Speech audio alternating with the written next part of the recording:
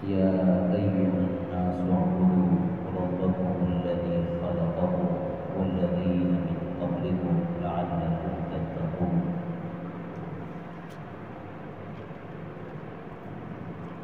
الحمدللہ، اللہ تعالیٰ کے فضل و کرم سے ہماری سورہ بقرہ کی تفسیر چل رہی ہے۔ آپ کو اس کی فضیلت بیان کرتا آ رہا ہوں، ہر دن کی اس کی یہ فضیلت ہے، یہ فضیلت ہے۔ اس کی ایک فضیلت یہ بھی ہے کہ اس صورت میں سب سے عظیم برکت والی اور عظمت والی ایک آیت ہے۔ ایک صحابی ہے، مائک سے سیٹ نہیں ہو رہا، بدل گیا، ایسے ہی چلے گا، مائک ہوگا چلے گا، تھوڑا دور ہو، ہر آدمی کو سنائی دے گا۔ دور رکھے تو آواز میں سوال کام ہی نہیں کرنے لگا ابھی مجھ سے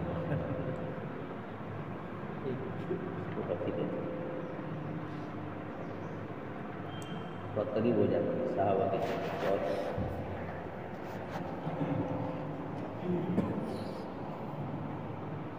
تو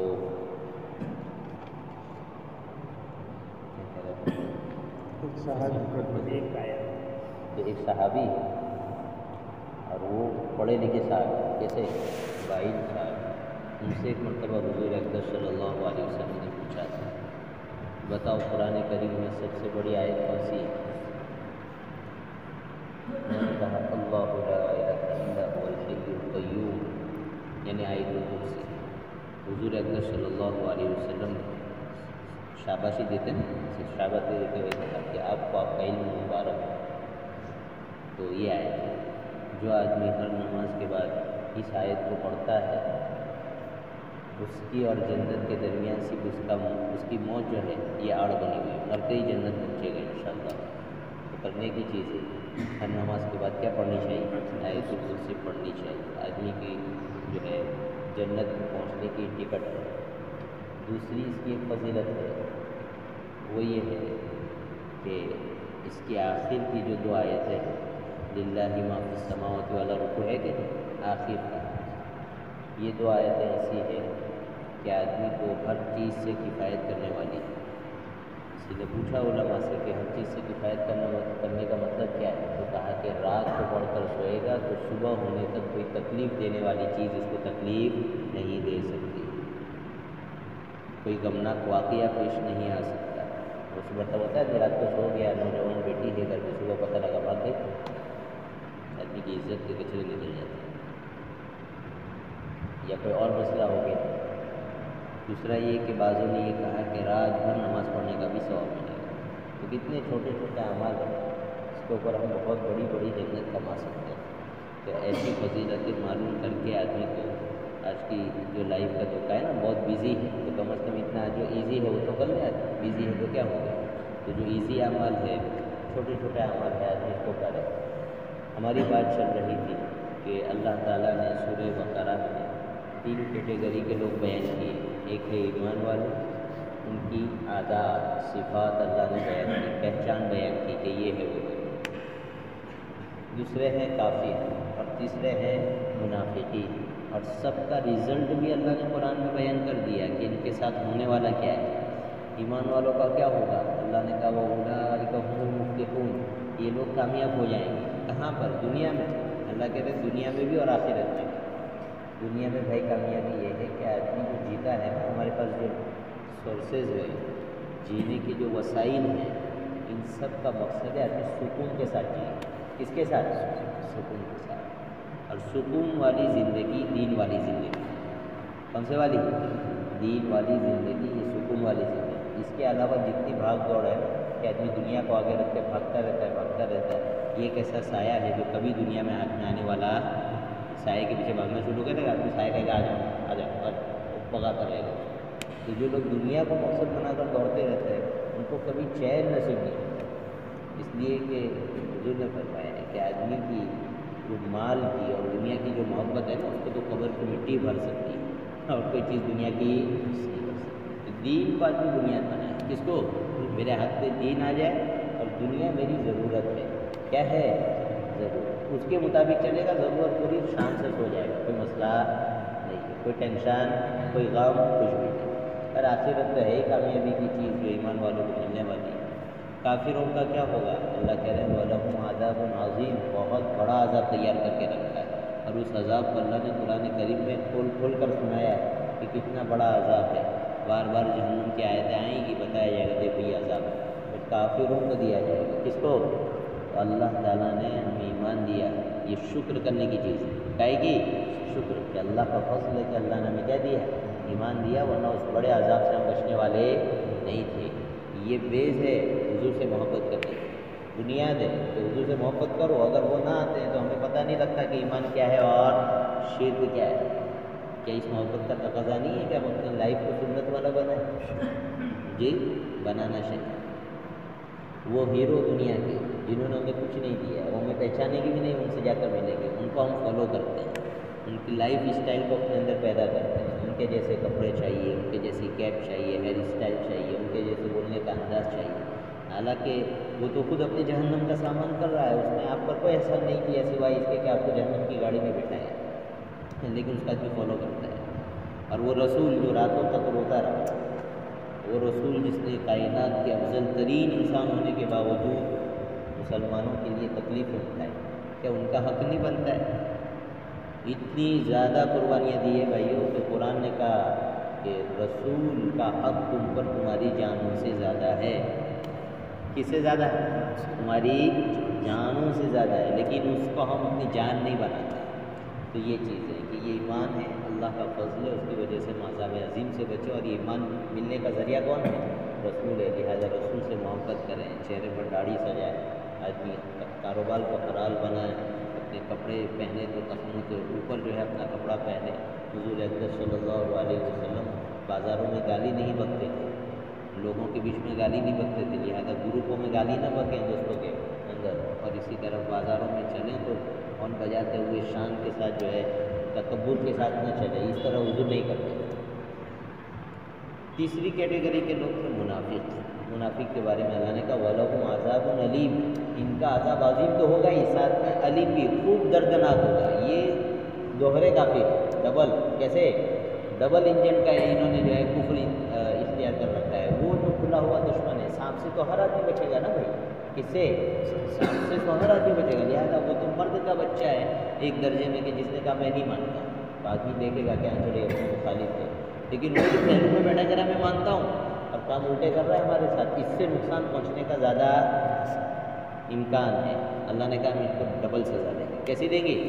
ان المنافقین فی الدرک الاسفل من النار۔ یہاں ان تین گروہوں کا تذکرہ مکمل ہو جاتا ہے، اور تین گروہوں کا نتیجہ بھی آپ کو بتا دیا کہ تین جماعتوں کا یہ نتیجہ۔ دیکھو اب ایک بات بتاتا ہوں کام کی، نفاق جو ہوتا ہے، یہ نفاق ہم نے ابھی جو قرآن کریم میں جن لوگوں کا تذکرہ پڑھا، یہ نفاق مانیتہ والا ہے، کیسا؟ جس کو علماء کی اصطلاح میں کہیں گے نفاق اعتقادی، کیسا؟ نفاق اعتقادی۔ اس کا تو حاصل یہ ہے کہ آدمی زبان پر کہے لا الہ الا اللہ، جی زبان پر تو کون ہے؟ رحیم، اور دل میں رام چھپا رکھا ہے، دل میں کفر اور شرک ہے اور زبان پر ایمان، یہ ایک دوسرا نفاق ہوتا ہے جس کو کہتے ہیں نفاق عملی۔ کیا کہتے ہیں؟ پریکٹیکل لائف میں آدمی نفاق کرتا ہے، مانتا تو ہے کہ اللہ ایک ہے، مانتا ہے رسول سچے ہیں، مانتا ہے قرآن کریم اللہ کی کتاب، فالو نہیں کرے گا۔ کیا نہیں کرے گا؟ فالو نہیں کرے گا۔ جب بات آئے کہ حلال حرام کی تو حلال کو اگنور کر دے گا، حرام پر چل پڑے گا، کوئی مسئلہ نہیں۔ یہ چیز ہمارے اندر ہے نہیں، ہمارے سماج کا حصہ ہے یا نہیں کہ ہم لوگ شریعت کو ویلیو دیتے نہیں ہے۔ یہ نفاق عملی ہے کہ تم اپنے عمل سے بچاتے ہو کہ تم شریعت کو نہیں مانتے، ہم اپنے عمل سے بتاتے ہیں کہ ہمارے لیے شریعت کوئی ویلیو نہیں رکھتی۔ اس لیے اس پر دھیان دینے کی ضرورت ہے، اور جن چیزوں سے یہ چیز پیدا ہو رہی ہے اس کو بھی ختم کرنے کی ضرورت ہے۔ ان چیزوں میں سے ایک چیز ہے گانا۔ کیا چیز؟ گانا۔ گانے سنتے ہیں نا ہم لوگ، میوزک۔ یہ میوزک کے بارے میں حضور اکرم صلی اللہ علیہ وسلم کی حدیث موجود ہے کہ الغنا ينبت النفاق كما ينبت الماء الزرع۔ جی الغنا ينبت النفاق فی القلب، کہ غنا یعنی گانا یہ دل میں آدمی کے نفاق کو اس طرح پیدا کرتا ہے جس طرح کے پانی کھیتی کو پیدا کرتا ہے. یعنی مطلب یہ ہے کہ پانی کے اندر جتنی کیپیسٹی ہے نا کہ وہ کسی اچھی زمین پر گرے گا تو کیا ہوگا، وہاں سے پودا اگے گا، کھیتی اگے گی.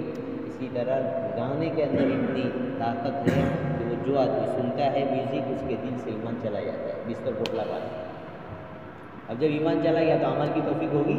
تو ایمان کے جانے کا مطلب یہ ہے کہ ایمان کا جو اصل لائف میں تھا وہ ختم ہو جاتا ہے. نمازوں کی پابندی نہیں ہوگی، تلاوتوں کی پابندی نہیں ہوگی، دین کی باتیں سمجھ میں نہیں آئے گی. ہمارا دل ہے نا بھائی، اس کی کیپیسٹی ہے قبول کرنے کی. کب تک ہم ڈیمیج کرتے رہیں گے؟ جب تک آدمی جتنا زیادہ ڈیمیج کرتا ہے اتنا زیادہ اس کے ایکسیپٹ کرنے کی جو صلاحیت ہوتی ہے وہ کیا ہو جاتی ہے، ختم. حتیٰ کہ ایسا وقت بھی آتا ہے کہ آدمی اس کو اتنا ڈیمیج کرتا ہے گناہ کر کر کے، اتنا کرتا ہے تو اس کے گناہوں کی تاریخ اس کے دل کو پوری طرح گھیر لیتی ہے. یہ اس کا پورا دل ڈیمیج ہو گیا، اب اس کی کوالیفیکیشن ختم. اب یہ آدمی جو ہے ایمان پر نہیں چل سکتا. اس لیے فکر کرنے کی ضرورت ہے. آج کل کی ہماری نظمیں بھی میوزک والی کیسی ہے، شارٹ ویڈیوز بھی کیسے ہیں، میوزک والے ہیں. جو اسکرولنگ کرتے ہیں تو یہ دیکھیں حالانکہ ہمارے دل سے ایمان رخصت ہو رہا ہو. لہٰذا ان میں تو نفاق اعتقادی ہے، اللہ نے بچایا، اللہ کا شکر ادا کریں. لیکن ہمارے اندر کیا پایا جاتا ہے، نفاق عملی. پریکٹیکل لائف میں ہم نفاق کرتے ہیں اور اس کا ایک سبب گانا ہے. بولو گانا چھوڑنے کی چیز ہے کہ نہیں؟ جی چھوڑیں اس کو. اللہ ہماری بھی حفاظت فرمائے، آپ کی بھی حفاظت فرمائے. ایسی نظمیں سننا کوئی فرض اور واجب نہیں ہے جس میں میوزک ہو. بس سنو، کیا ضرورت ہے، قرآن سن لو بیٹھ کر. قرآن سننے کا حکم ہے، نظم سننے کا حکم نہیں ہے. سنو گے تو بہت اچھا ہے جی، لیکن وہ نظم جس میں کوئی میوزک نہیں ہے. بھائی شربت میں زہر ملا کر دو گے تو پی لو گے، آپ بہت ہیلتھی ہے، لو پیو. صبح اعلان ہو رہا ہو مسجد میں، آ جاؤ، ایک گیا جی. تو اس طرح ہے یہ جتنی نظمیں ہم سن رہے ہیں ان میں سب میوزک لگا ہوا ہے تو یہ ہمارے ایمان کا ستیہ ناش کرتی ہے. کس کا؟ ایمان کا. پھر آدمی کام کے مزے کے لیے سنتا ہے، ایمان کے مزے کے لیے نہیں سنتا. اب آگے چلتے ہیں. آگے کا یہ تیسرا رکوع ہے. الحمدللہ ہماری 20 آیتیں ہیں جی، 20 آیتوں کی تفسیر ہو گئی.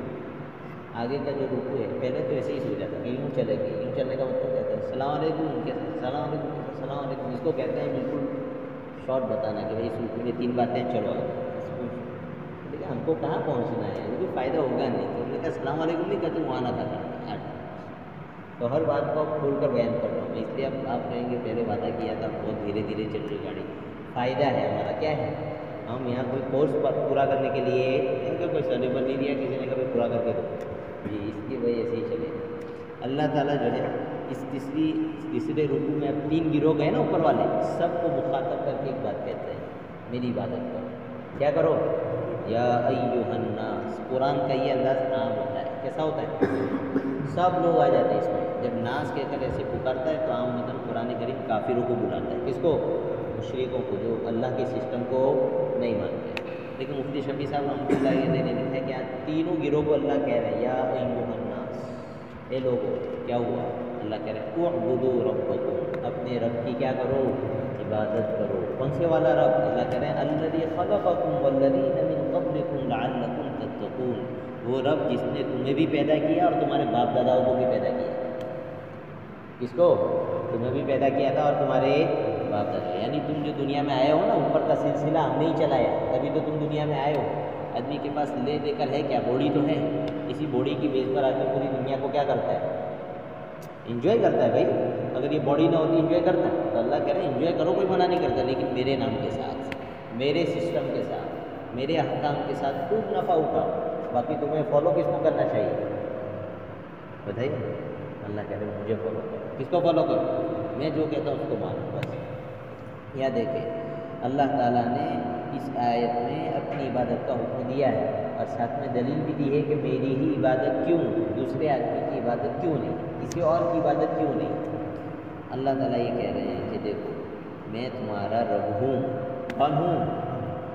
باپ کو کبھی سوال کرو گے نا، باپ کہے گا میری مانتا نہیں ہے. بیٹا کہے گا کیوں نہیں مانتا، کیوں مانوں تمہاری؟ تو باپ کہے گا اس لیے کہ میں تیرا باپ ہوں. کیا بولے گا؟ میں تیرا باپ ہوں. جب سے پیدا ہوا نا تب سے تیرا خرچہ کون اٹھا رہا ہے؟ میں اٹھا رہا ہوں. اس لیے تجھے میری ماننی پڑے گی. گھر میں شوہر کی نہیں چلتی، شوہر کہے گا میری نہیں چلتی ہے. پروٹیسٹ کر سکتا ہے وہ گھر میں بیوی کے سامنے. بیوی کہے گی کیوں کر رہے ہو بھائی، میں خرچہ اٹھاتا ہوں تمہارا، لہٰذا گھر میں شوہر ایک ہی ہوگا، 2 شوہر نہیں ہوں گے، ایک ہی شوہر کی چلے گی. کس کی چلے گی؟ بولو نا بھائی، شوہر. تو شوہر کی کیوں چلے گی؟ اس لیے کہ شوہر خرچہ اٹھا رہا ہے. کیا کر رہا ہے؟ خرچہ اٹھا رہا ہے. آپ کسی سسٹم میں کہیں جاب شاپ کر رہے ہیں تو وہاں مینیجر کی چلے گی، وہ کہے گا پورا سسٹم کون کر رہے ہیں؟ ہم چلا رہے ہیں. کمپنی میں جائیں گے، کمپنی والا ہے کمپنی میں نے بنائی، اس لیے مانی کس کی جائے گی؟ میری مانی. اللہ کہہ رہے ہیں ربکم. اللہ کے بہت سارے نام تھے، اللہ نے ایک چوائس کر کے رکھا. کیا رکھا؟ رب. اپنی صفت رکھی رب، ربکم. یہ توحید کی دلیل ہے کہ مجھے کیوں مانو، میری عبادت کیوں کرو؟ اس لیے کہ میں تمہارا رب ہوں. رب کس کو کہتے ہیں؟ عربی میں رب کہتے ہیں، تربیت کہتے ہیں، انشاء الشیء حالۃ فحالۃ الی حد التام. کسی چیز کو نیچے سے پروگریس کر کے ترقی دے کر آخری حد تک پہنچانا.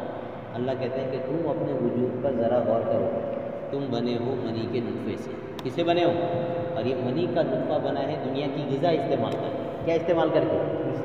تو دنیا کی غذا کس نے پیدا کی؟ بتاؤ کوئی ہے جو یہ دعویٰ کرتا ہو کہ زمین کے اندر سے جو ہے نا اناج کے خزانے ہم نکالتے ہیں؟ سب کہتے ہیں یہ قدرت کا کرشمہ ہے. کس کا ہے؟ اسی کو استعمال کر کے لوگ کیا کرتے ہیں؟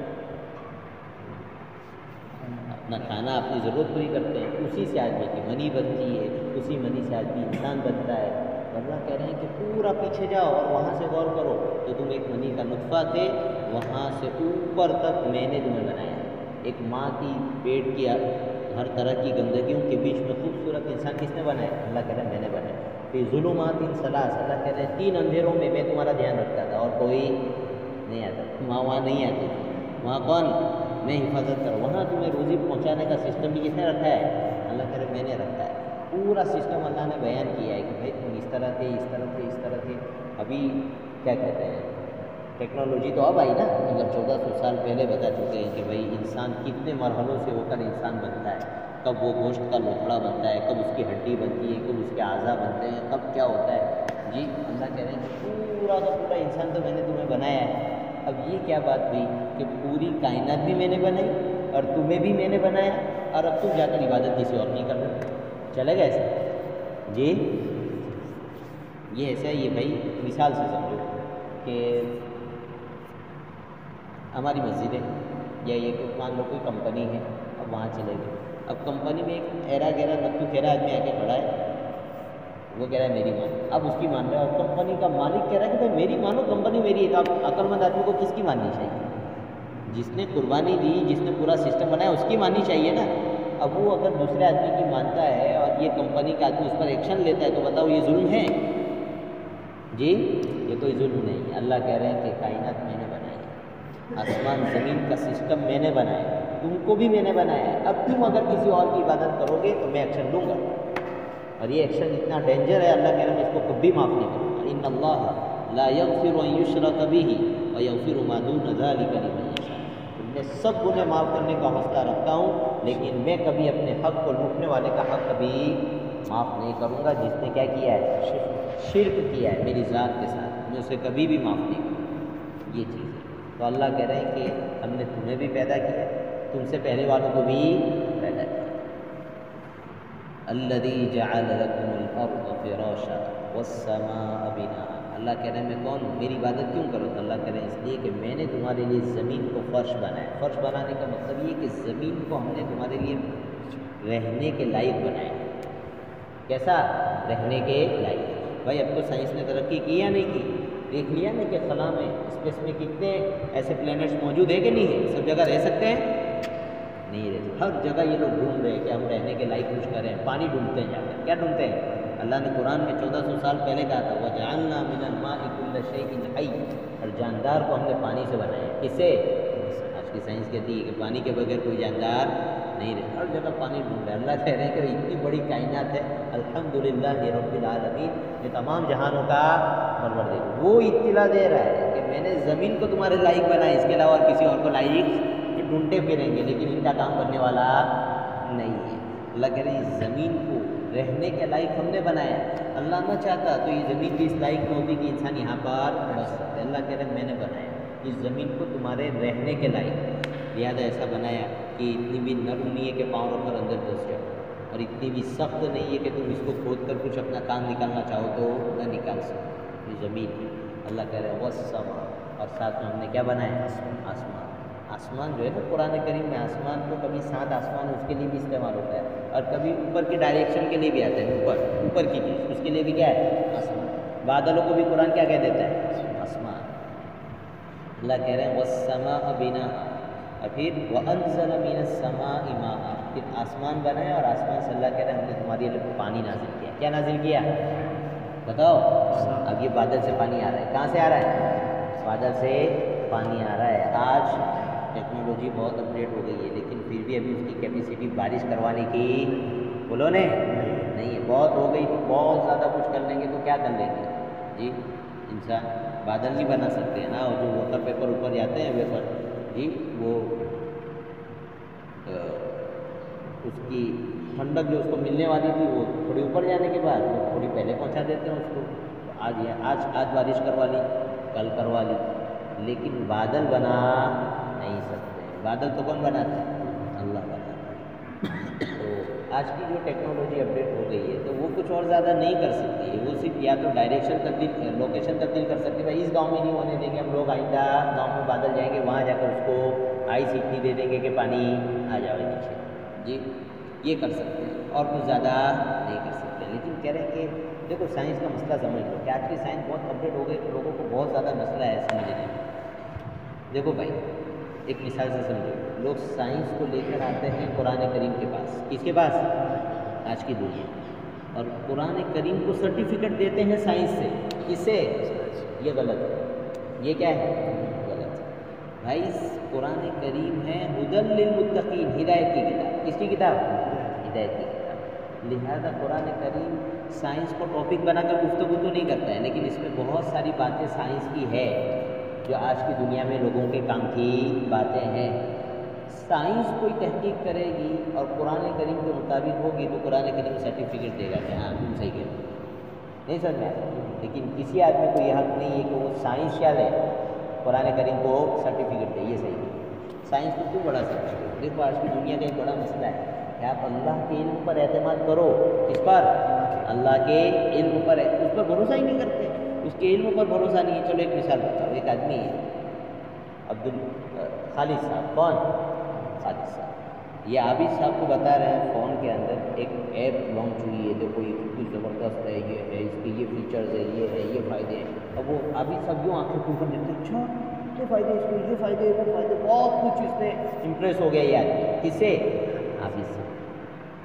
خالد عابد جو ہے خالد سے بہت امپریس ہوا کہ وہ بھائی اس نے، پھر خالد کہتا ہے کہ یہ زاہد صاحب کھڑے نا، انہوں نے بنائی، کس نے بنائی ہے؟ زاہد صاحب نے بنائی۔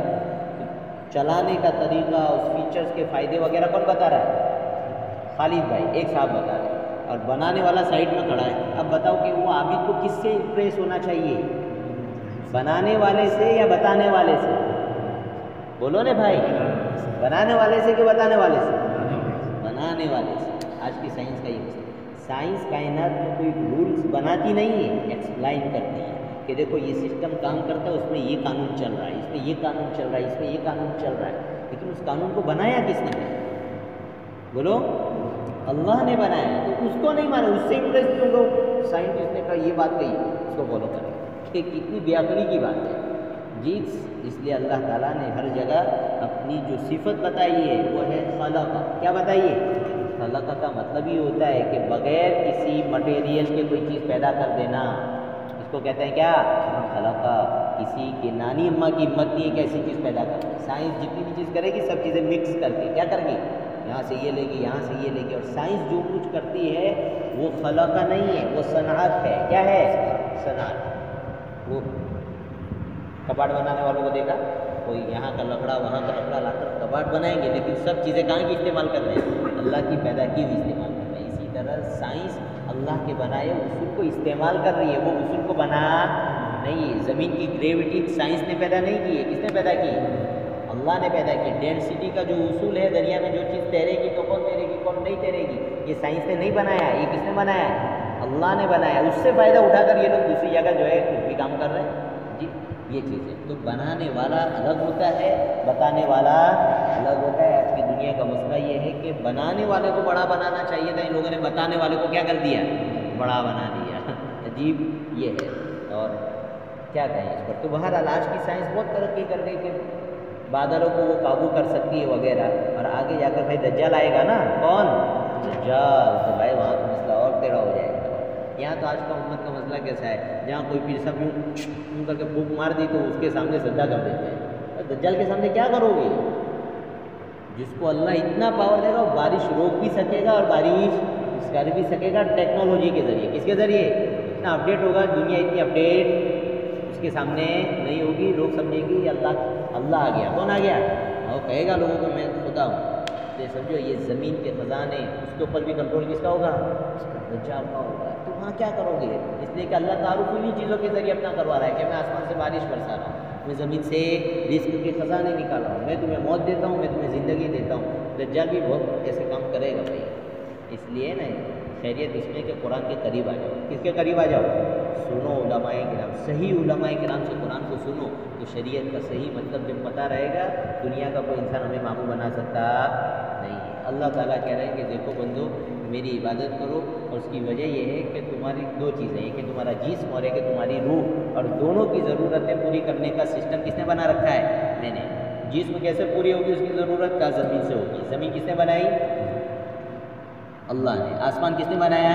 اللہ نے۔ اللہ کہہ رہے ہیں کہ یہ زمین کی تمہارے جسم کی ضرورتیں ہم نے پوری کر دی، لہذا فلا تجعلوا للہ اندادا وانتم تعلمون، تم جان بوجھ کر اللہ کی ذات میں کسی کو شریک مت کرو۔ ایک چیز۔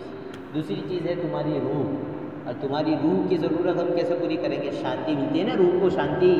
جی آج کی دنیا میں جو ہے آدمی شانتی ڈھونڈتا پھرتا ہے، لیکن مانتی نہیں ہو، میں نہیں آؤں گا، منع کرتا ہے۔ اللہ کہہ رہا آئے گی کیسے بھائی؟ اپنے سسٹم ہی الگ رکھا ہے۔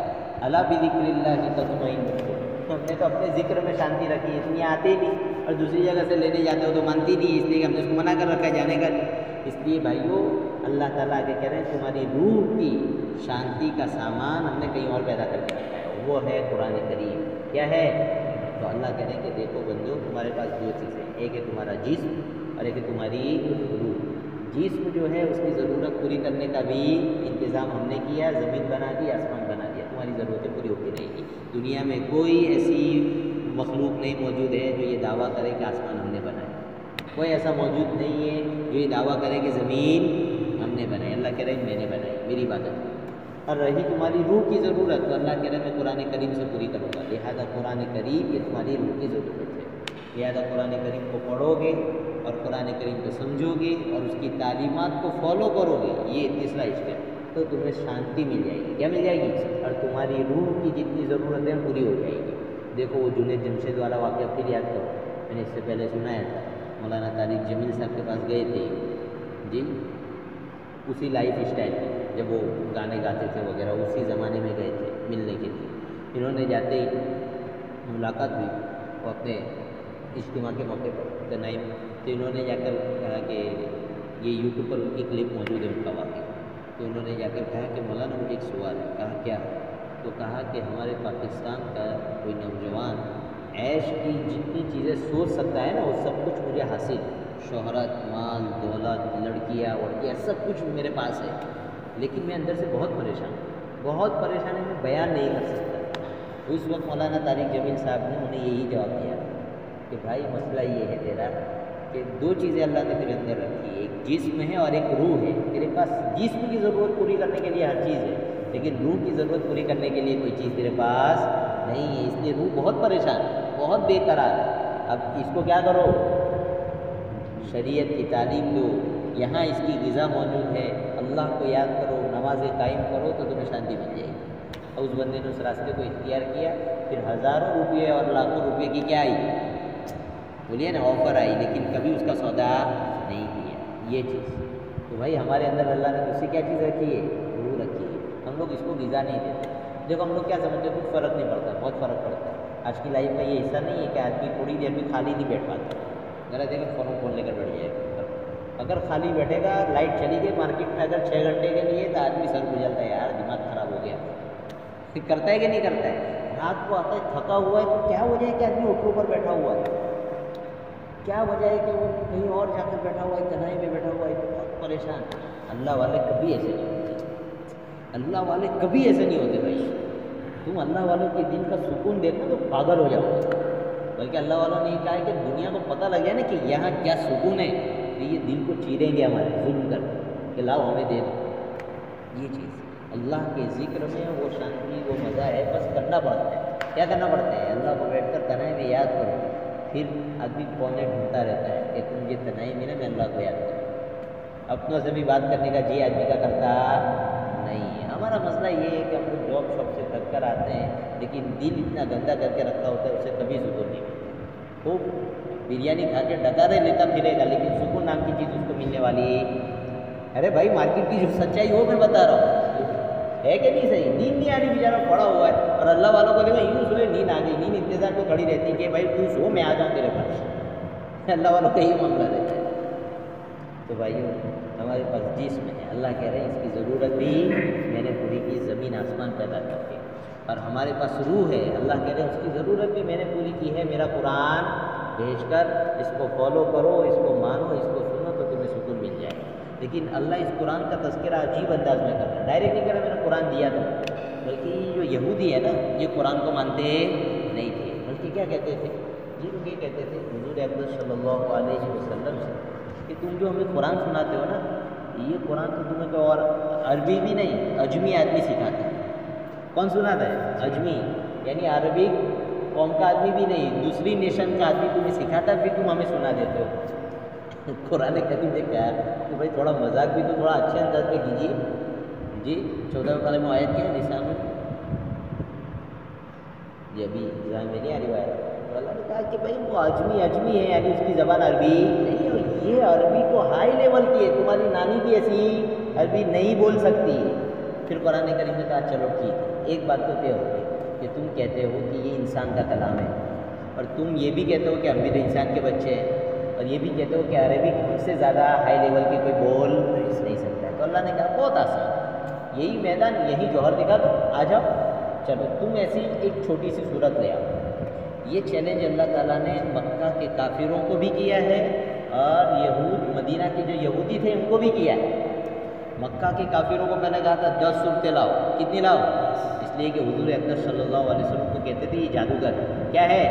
حج کا زمانہ آتا تھا تو لوگوں کو مل مل کر کہتے تھے دیکھے لاؤ نا اس کی بات مت سنیے.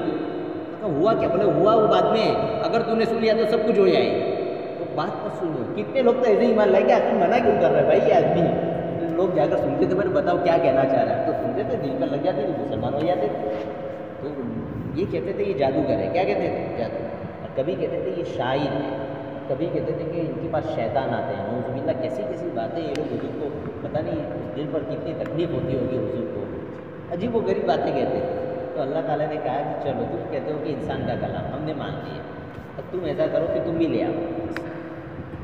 دیکھو ایک بات سنو اس سے، اللہ تعالیٰ ہر نبی کو ایک معجزہ دیتے ہیں. کیا دیتے ہیں؟ معجزے کا مطلب یہ ہے کہ کائنات کے تمام انسان اور جنات اس کے سامنے یوں ہاتھ جوڑے کہ بابا یہ ہمارے بس کا. اس کو کہتے ہیں معجزہ. کیا بولتے ہیں؟ معجزہ. اور یہ معجزہ اللہ کیسے دیتے ہیں؟ ہر زمانے میں جو چیز بالکل ہائی لیول کی ہوتی ہے نا جس کو کمال سمجھا جاتا ہے کہ بھائی یہ اس زمانے کا کمال ہے، ایسی چیز اللہ معجزہ بنا کر دیتی کہ اس کمال کی بھی روشنی وہاں ختم ہو جاتی ہے. جیسے حضرت موسیٰ علیہ السلام تھے نا ان کے زمانے میں جادو کا کمال تھا. کس کا کمال تھا؟ ہائی لیول کا جادو. اللہ تعالیٰ نے ان کو معجزہ بھی ایسے ہی کیا کہ جادوگروں کو نانی یاد آ گئی، دیکھتے ہی سمجھ گئے کہ یہ جادو نہیں ہے. ان کو سمجھ میں آ گیا کہ یہ جادو نہیں ہے. دوسروں کو سمجھ میں آیا کہ نہ آیا؟ ان کو فوراً سمجھ میں آ گیا یہ جادو نہیں ہے، فوراً ایمان لے آیا.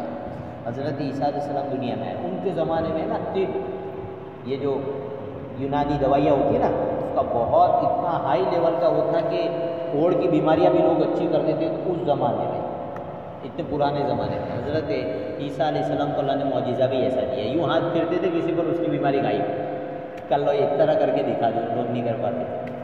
حضور اکرم صلی اللہ علیہ وسلم کے زمانہ جب آیا تو اس وقت عربوں کے اندر عربی بہت ہائی لیول کی تھی اور اس کو لوگ کمال سمجھتے تھے. کیا سمجھتے تھے؟ کہ بھائی ہمارے جیسی عربی کوئی لا نہیں سکتا ہے. ہزاروں اشعار ہم چٹکی میں یاد کر لیتے تھے. کیسے؟ چٹکی میں ایسی جوڑے جوڑے اشعار مثلا لکھے جائے تو اس زمانے میں لکھنے کا وہ نہیں تھا، لیکن یوں باپ دادا پر دادا کی نسب نام یاد رہتے تھے، اپنے گھوڑے کے 150-250 نام یاد رہتے تھے. یہ گھوڑا کس کا بیٹا، پھر اس کا کس کا بیٹا، پھر اس کی نانی کون، اس کی دادی، اس گھوڑے کے بھی نسل نامے یاد رکھتے تھے وہ. ایسی قوم. میں یہ سب اس لیے کھول کر بتا رہا ہوں تاکہ تمہیں قرآن کا چیلنج سمجھ میں آئے. جو اتنے ہائی لیول کے لوگ تھے اور ان لوگوں نے گھوم سے یہ کہہ دیا کہ انسان کا کلام ہے. بس اللہ نے ان کو میدان میں کھڑا کر دیا. تم بھی لے آؤ 10 صورتیں لاؤ. اب سوچو اللہ تعالیٰ نے کتنے ہائی لیول پر کہا کہ دیکھو تم لاؤ. دیکھو دشمن ہو نا، اس کو جب کہیے نا تو اس کی نیندیں اڑ جائے گی. اللہ کہے گا تم کیا تیرے پردادا بھی نہیں کر سکتے. ایسا کوئی آدمی بولے گا تو اس کی نیند اڑے گی کہ نہیں؟ وہ ہاتھ باندھ کر بیٹھا رہے گا، کوشش تو کرے گا. ان کو اللہ نے کہا کہ تم کیا جنات لاؤ، اور جتنوں کو تم معبود بنا کر گھومتے ہو نا اللہ کے سوائے سب کو لاؤ اور پھر کوشش کر ڈالو. اور قرآن کریم جیسی ایک صورت لے کر لاؤ اور آخر میں دن کا ایک آیت لے کر لا کر دکھا دو. چلو چھوٹی سی صورت لا کر دکھا دو. نہ سانپ سن گیا مولانا، کیا سن گیا؟ سانپ سن گیا. سٹی پٹی گل کر دی قرآن کریم نے. کسی کی ہمت نہیں ہوئی کہ اس طرح کا قرآن لا کر دکھا. کافی لوگ بھی تنہائی میں کہتے تھے کہ یار یہ قرآن ہے نا بڑا عجیب و غریب ہے. ابو سفیان بھی چھپ کر سننے جاتا تھا، ابو جہل بھی چھپ کر سننے جا رہا ہے، اتبا بھی چھپ کر سننے جا رہا ہے. ایک مرتبہ ایسا ہوا کہ ان لوگوں نے میٹنگ کی جائے کسی طرح اس آدمی کو کنٹرول کرو یار، نہ اپنا سسٹم ختم ہو جائے گا، چودراہٹ چلی جائے گی اپنی. میں نے کہا کیا کریں؟ تو کہا اپنے اندر جو فصیح و بلیغ آدمی ہے، جاندار شاندار بات کر سکتا ہے، ایسے کو بھیجو اپنا قاصد بنا کر محمد صلی اللہ علیہ وسلم کے پاس. انہوں نے اتبا کو بھیج دیا. یہ بہت زبردست زبان کے ماہر آدمی تھے. حضور اکرم صلی اللہ علیہ وسلم کے پاس گئے. انہوں نے اپنی بات رکھی کہ آپ جو ہے یہ چھوڑ دیجیے، آپ کو دولت چاہیے، یہ مل جائے گا وہ مل جائے گا، سب بات کہہ دی. حضور نے ان سے کہا کہ آپ نے اپنی بات کہہ نہیں. کہا کہا میری بھی بات سن لو. پھر حضور نے ان کو قرآن سنایا. اب یہ قرآن سن کر پگھل گئے. جو زبان جانتا ہے نا اسے پتہ ہے کہ خدا کا کلام ہے. وہ پگھل گئے. وہ جب اپنے دوستوں کے اندر آئے نا تو وہ جو بیٹھے تھے سردار ان سے کہنے لگے جب ایک بات کو بولے سیدھی بات کہتا ہوں. بولے اس کلام کی ایک شان ہے. تو نے کہا دیکھیے تو بہت اٹھتا ہے، تم بھی جا کے مسلمان ہو کر آیا. شروع ہو گیا اس کے اوپر بیچارے کے اوپر. کہا کہ تو بھی جو ہے امپریس ہو گیا قرآن سے. بولے نہیں میں سچی بات کہہ رہا ہوں کہ تم مان لو اس میں خیریت ہے. لیکن بہرحال آدمی کو کبھی سماج کا بڑا پن ایسا ہوتا ہے نا کہ حق بات کو آدمی قبول نہیں کرتا ہے. نہیں مانا. اور رتبہ بھی ان کے چکر میں پھسل گیا، اس نے بھی نہیں مانا. بہرحال تو قرآن کریم ایسی عجیب و غریب کتاب ہے، کسی کی ہمت نہیں ہوئی. ایک آدمی تھا بہت بڑا عربی زبان کا ادیب کہلاتا ہے، بہت بڑا. اس نے دعویٰ کیا کہ میں لکھوں گا حضور کے بعد کے زمانے میں، میں لکھوں گا قرآن کا جواب. ایک دن ایسا ہوا کہ وہ کہیں جا رہا تھا تو ایک بچہ، چھوٹا سا بچہ قرآن کریم کی تلاوت کر رہا تھا. تو گھر کے اندر سے آواز آ رہی تھی. تو قرآن کریم کی وہ آیتیں پڑھی جا رہی تھی جس کو عربی قواعد کے اعتبار سے بہت ہائی لیول کی آیتیں کہا جاتا ہے. وہ آیت پڑھی جا رہی تھی. وقیل یا ارض ابلعی ماءکی ویا سماء اقلعی وغیض الماء وقضی الامر. وہ وہاں سے گزرا، اس نے جب یہ سنا تو جوتے سر پہ رکھ کر بھاگا ہے. کہا کہ یہ انسان کا کلام نہیں ہے. کس کا کلام نہیں ہے؟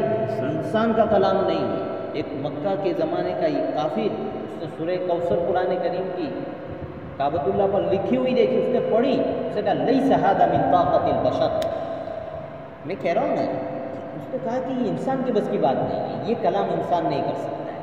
یہ انسان دیکھو میں کہہ رہا ہوں نا کہ سونا ہاتھ میں آتے سونی پہچانے کا، جوہری پہنا جائے کہ کیسا ہے 24 کیرٹ کا سونا ہے. ہمارے تمہارے بس کا کام وہ دیکھتے پہچاننے کا کہ یہ وہ لوگ چونکہ عربی کو جانتے تھے فوراً ہاتھ جوڑتے تھے کہ یہ انسان کے بس کا کلام یہ چیز ہے. ایک ادیب ہے وہ کہتے ہیں کہ ایک مرتبہ کچھ لوگوں نے یہ ابھی قریب تھے، انہوں نے کہا کہ بھائی میں اس پر بات مکمل کرتا ہوں، ٹینشن مت. تو کبھی ایسی بات ہوتی ہے کہ بھائی اچھا وہ تھوڑی قربانی دو بھائی جی. وہ کہتے ہیں کہ ہم لوگ ایک مرتبہ بیٹھے اور ہائی لیول کے بڑے بڑے ادیب بیٹھے. بولے میرے ساتھ انگریز تھے، کون تھے؟ لیکن عربک ہائی لیول کے جانتے تھے. وہ بھی میرے سامنے بیٹھ گئے، میں بھی بیٹھا. ان لوگوں نے وہ ہوتا ہے نا ان کا کوئی کانفرنس تھی، اس کے بعد وہ تبصرے کر رہے تھے، ایک دوسرے سے شیئر کر رہے تھے اپنی بات. انہوں نے کہا کہ قرآن کے بارے میں جو یہ ہے نا کہ اس جیسا قرآن کوئی نہیں لا سکتا ہے. بولے یہ بات ٹھیک نہیں ہے، بس ایسے اڑا دی. تو یہ تو مسلمان تھے، انہوں نے کہا کوئی مسئلہ نہیں. بولے بس وہیں آن دا اسپوٹ ان سے کہا کہ یہ کاغذ قلم لیجیے، بیٹھ جائیے. قرآن کریم نے جہنم کو اس طرح اس کا عذاب کو بتلایا ہے. بولیے آپ اپنے انداز سے، آپ تو بڑے ماہر ایکسپرٹ ہیں، آپ تھوڑا اس کو لکھیے. آپ اس کے لیے کتنے جملے لکھیں. وہ کہتے ہیں ہم لوگ سب تینوں بیٹھ گئے. ہم نے قرآن کریم جو بیان کرتا ہے نا قرآن کہ ان کو جہنم میں یہ عذاب دیا جائے گا، وہ عذاب دیا جائے گا. بولے اس کو آپ اپنے الفاظ میں لکھ کر بتاؤ. انہوں نے لکھا، انہوں نے لکھے 13-14 جملے تیار ہو گئے. انہوں نے کہا چلو لاؤ جمع کرو. اب 3 بڑے بڑے دنیا کے ادیب ہیں آپس میں بیٹھے ہیں اور وہ کمپیئر کر رہے ہیں کہ میں نے کہا اچھا ہاں چلو ہو گیا. اس نے کہا اب میں قرآن کھولتا ہوں. انہوں نے قرآن کھولا، کہا کہ قرآن جہنم کے بارے میں یہ کہتا ہے، لوگ پڑھے، ان کی آنکھیں پھٹی کی پھٹی رہی. انہوں نے کہا نہیں، یہ بات سچی ہے. انگریز ہے لیکن انہوں نے مانا کہ یہ بات کیسی ہے؟ سچی ہے، کہ جو بات ہم نے اتنے جملوں میں کہی، 13 جملوں میں قرآن کریم نے ایک جملے میں کہی. کتنے جملے میں؟ ایک جملے میں. تو بڑی عجیب و غریب کتاب ہے بھائیو. یہ ہم لوگوں کو تو اس کو پتا نہیں، اس لیے کہ ہماری لینگویج نہیں ہے، لیکن جن کے زمانے کی لینگویج تھی ان کو قرآن کریم نے ہائی لیول کا کیا دیا تھا؟ چیلنج دیا تھا. کتنی کوششیں نہیں کی ہوگی لیکن کیا ہو گئی؟ سب فلوپ ہو گئی. تو اللہ یہ کہہ رہے ہیں کہ جب یہ بات پکی ہے، اور اس صورت میں تو اللہ نے صاف کہا ہے، یہودی ہے نا، اس نے ان سے کہا ہے کہ تم لا بھی نہیں سکتے ہو، کر لو کوشش، تم لا بھی نہیں سکتے ہو، اور جب نہیں لا سکتے ہو تو عقل مندی یہ ہے کہ تم قرآن کو مان لو. کیا کر لو؟ مان لو. اور جب یہ باتیں ہو گئی کہ تم بھی انسان ہو اور میرے رسول کے بارے میں کہہ رہے ہو کہ یہ انسان کا کلام ہے، حالانکہ ان کی زندگی تمہارے سامنے گزری، حضور پڑھے ہوئے نہیں تھے، حضور لکھ نہیں سکتے تھے. کیا نہیں کر سکتے تھے؟ پوری زندگی حضور نے کسی کے پاس کچھ پڑھا نہیں. اللہ کہہ رہے ہیں کہ بندہ 24 گھنٹے تمہارے سامنے رہا ہے، 40 سال کی زندگی انہوں نے تمہارے بیچ میں گزاری ہے، انہوں نے کہیں پڑھا لکھا نہیں ہے، تمہارے معاشرے میں رہے. جب تم نہیں لا سکتے تو یہ کہاں سے لا سکتے ہیں؟ لہٰذا طے ہو گیا کہ یہ ان کا بھی کلام نہیں ہے، یہ کلام کس کا ہے؟ اللہ کا ہے. اس کو مان لو، یہ مان لو. اللہ کہہ رہے ہیں مان لو تو بچ جاؤ گے، نہیں مانو گے تو جہنم کا عذاب تیار ہے، تیار ہو جاؤ. انشاءاللہ آئندہ کل اس آیت کی تفصیل جوڑ کر بتائیں گے. تو بلاغت میں آج بتا رہا تھا کہ قرآن معجزہ ہے. کیا ہے؟ اس جیسا کوئی قرآن لا نہیں سکتا. اس کے بارے میں اور بھی بات ہم انشاءاللہ کل بتائیں گے.